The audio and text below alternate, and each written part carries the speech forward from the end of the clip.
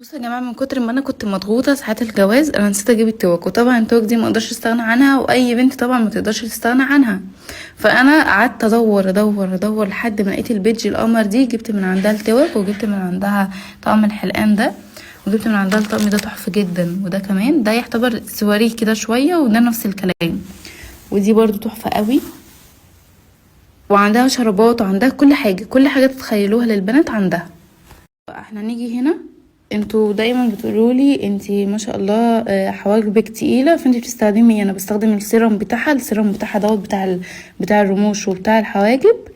بتستخدميه وبتسيبيه قبل ما تنامي، يعني انتي بتحطيه على رموشك وعلى حواجبك قبل ما تنامي.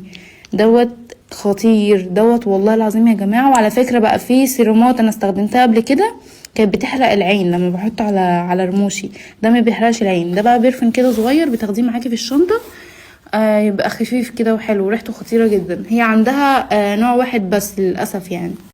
يا امير وحشتوني جدا جدا. البنات بقى اللي سألوا عليا، والله انا كويسه مفيش اي حاجه، انا كويسه. بس عشان امبارح ما نزلتش استراحات خالص، فالبنات يا عيني قلقانه عليا وكلهم داخلين يسألوا عليا. شكرا جدا جدا ليكوا، انا بحبكوا قوي قوي قوي.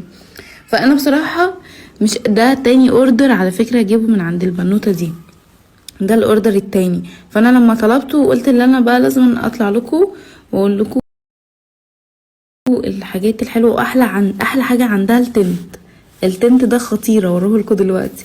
انا جبت من عندها السكراب، وجبت من عندها مرطب شفايف، وجبت من عندها التنت، وجبت من عندها السيرم بتاع الحواجب وبتاع الرموش. عشان تسالوني انت حواجبك ما شاء الله تقيله وكده، انا بستخدم السيرم بتاعها ده على طول. وده بيرفن، بس دي بقى ازازه كده صغيره اللي انت تاخديها معاكي في الشنطه، فدي حاجه حلوه جدا. هوريكم دلوقتي السكراب والتنت الخطير ده. بصوا بقى، انتوا قبل اي حاجه لازم تستخدموا سكراب مرتين في الاسبوع. ده بيبقى خطير خطير خطير، لازم تستخدموه. واحلى حاجه عندها السكراب، يعني السكراب بتاعها فيه مرطب. يعني انت لو انت عايزه تعملي سكراب بشفايفك بقى مش هتبقى ناشفه، ان انت تحتاجي ان انت تحطي مرطب بعديها اللي هو ده. لا، انت بتستخدمي السكراب دوت وهو فيه مرطب، زائد ان انت بتستخدمي كمان المرطب بتاعها. المرطب بتاعها حلو جدا. انتوا بصوا يا جماعه، انتوا تاخدوا الاوردر كده على بعضه.